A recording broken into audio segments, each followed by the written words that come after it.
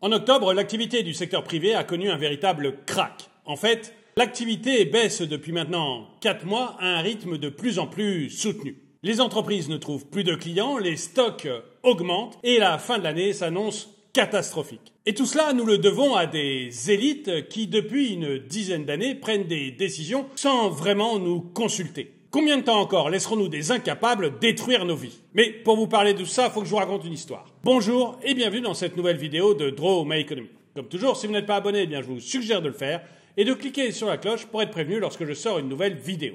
Firmin est catastrophé. Non seulement l'économie ne va pas bien du tout et son carnet de commandes est vide, mais en plus le fournisseur qui devait lui envoyer une nouvelle machine-outil, un fournisseur allemand, est mort. Il a eu l'idée étrange de vouloir faire passer sa voiture à travers un camion au lieu d'en faire le tour.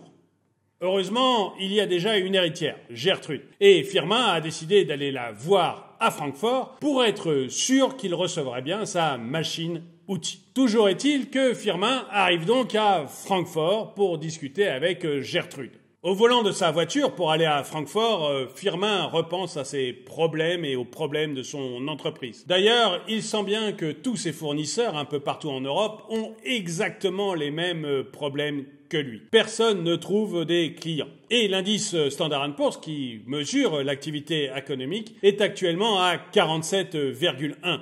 C'est son plus bas niveau depuis 23 mois. Alors, pour comprendre ce que veulent dire ces 47,1, il faut savoir que cet indice, quand vous êtes à 50, l'activité économique se maintient. Si vous êtes au-dessus de 50, l'activité économique va augmenter. Vous allez avoir de la croissance et les entreprises vont plutôt bien se porter. Et si vous êtes en dessous de 50, ça veut dire que vous allez vers la récession. Bref, pour le 4e mois consécutif, l'indice Standard & Poor's est inférieur à 50 et il baisse progressivement puisqu'il est maintenant à 47,1. Et tous les chefs d'entreprise en Europe se posent exactement la même question que Firmin dans sa voiture. Les stocks augmentent, on a du mal à trouver des clients, à faire des ventes. Que nous réserve l'avenir? Firmin arrive à Francfort, il descend sa voiture et va voir Gertrude. Gertrude l'accueille, Firmin lui présente ses condoléances et il commence à parler du mort. En fait, Gertrude avait rencontré son mari seulement 3 ou 4 mois plus tôt. Ça avait été le coup de foudre et ils s'étaient mariés. Et puis finalement, il la laisse veuve presque aussi rapidement qu'il l'avait épousée. Ces discussions finies, Gertrude lui dit qu'à la tête de son entreprise, elle éprouve pas mal de difficultés. En fait, en Allemagne, la situation économique est extrêmement mauvaise. C'est même la plus forte contraction de la zone euro. En fait, l'indice PMI au niveau de l'Allemagne, il est à 44,1 et c'est son plus bas niveau depuis 2009 si on accepte le Covid-19. Et ça, Gertrude lui dit que c'est dans tous les domaines. Dans l'industrie, son métier, eh bien, les tensions qu'il y a sur l'énergie, plus l'augmentation des prix des matières premières, plus la chute de l'euro, ont entraîné des grandes poussées inflationnistes. Résultat, dans l'industrie, c'est la véritable catastrophe. Mais les services en Allemagne ne vont pas mieux du tout. En fait, les pressions inflationnistes, les populations les ressentent aussi très fortement en Allemagne. Du coup, le secteur des services a vu aussi son activité se contracter très fortement. Bref, Gertrude trouve que son mari a une drôle d'idée de décéder précisément à ce moment-là. Et elle ne sait pas du tout si elle va réussir à maintenir l'entreprise à flot dans un climat qui est décidément celui d'une récession. Firmin, après cet entretien, décide de repartir en France. Il est quand même très inquiet. Sur la route, il va de plus en plus vite sans même s'en rendre compte. Alors si ça ne pose aucun problème en Allemagne, une fois qu'il a passé la frontière, il oublie de décélérer et il est arrêté par un gendarme. 30 km/h au-dessus de ce qu'il aurait dû faire. À 30 km/h au-dessus de ce qu'il aurait dû faire, eh bien, le gendarme lui met une amende forfaitaire de 135 €. Eh oui, en France, la gendarmerie mobile propose des forfaits. Bref, Firmin paye et repart à vitesse plus modérée jusqu'à son bureau.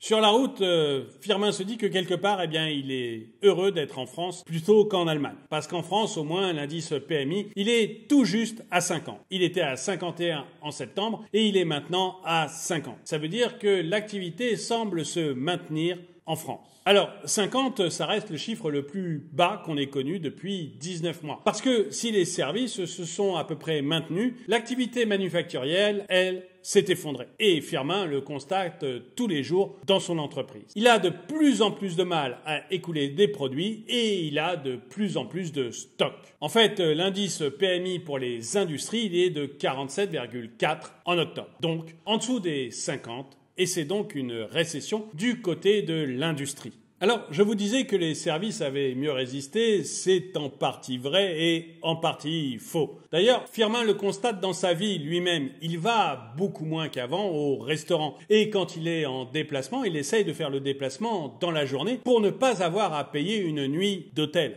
Après tout, lui aussi, que ce soit en tant que particulier ou que chef d'entreprise, eh bien, il essaye d'économiser le plus d'argent possible. Et du coup, il en donne le moins possible aux différents services, que ce soit restauration, hôtellerie ou autre. Et on a un indice des services qui lui aussi est en fort recul. On est à 51,3 au lieu de 52,9 en septembre. Bref, le secteur des services commence lui aussi à s'essouffler et il n'est pas suffisant maintenant pour supporter à lui seul la croissance française. À peine arrivé au bureau, Firmin a une autre mauvaise nouvelle. John, son fournisseur anglais. Une divergence d'idées entre John et un lion rencontré au Kenya l'a envoyé directement dans la rubrique nécrologique.